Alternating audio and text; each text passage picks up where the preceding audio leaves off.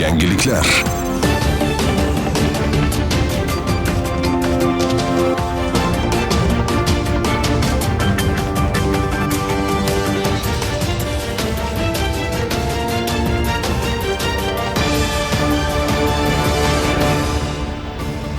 Assalomu alaykum. Yangiliklar dasturi taqdimoti bilan studiyada Dilafruz Yusupova.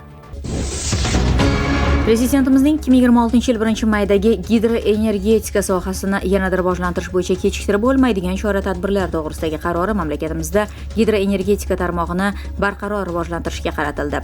Mazkur hujjatda O'zbek Gidroenergo aksiyadorlik jamiyatining operatsion samaradorligini oshirish hamda moliyaviy barqarorligini ta'minlash bo'yicha qator vazifalar belgilangan. O'zbek Gidroenergo aksiyadorlik jamiyati boshqarma bosh mutaxassisi Bekzod Komiljonov intervyusi shu haqda.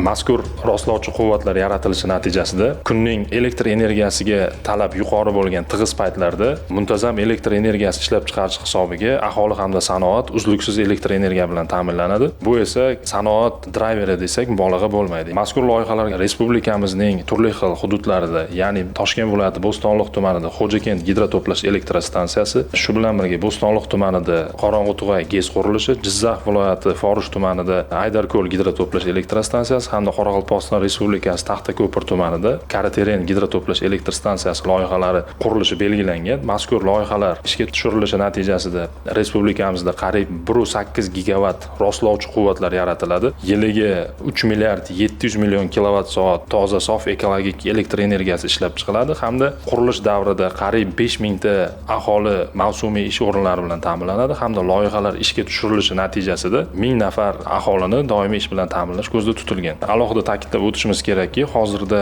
ekologiyani asrash bo'yicha juda ham katta tadbirlar amalga oshirilmoqda. Aynan mana shu loyihalarni amalga oshirish natijasida nafaqat sof ekologik elektr energiyasi ishlab chiqiladi, balkim atmosferaga tarqaladigan zararli tashlamalarni ham oldini olishga erishiladi. Bu esa albatta ekologiyani asrash uchun katta qadamlardan biri deb hisoblanadi.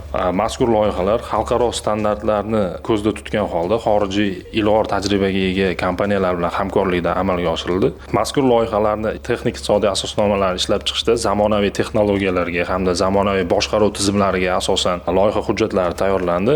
Sun'iy intellekt texnologiyalarini rivojlanish fonida tabiiy talab tug'iladi. Mazkur loyihalarni ham zamonaviy texnologiyalar orqali boshqarish talabidan kelib chiqib, loyiha boshqaruvida sun'iy intellekt tizimlarini qo'llash, SCADA avtomatlashtirish tizimlarini qo'llash hamda zamonaviy elektr tejovchi turbinalar loyihalarini ishlab chiqishda ko'zda tutilgan.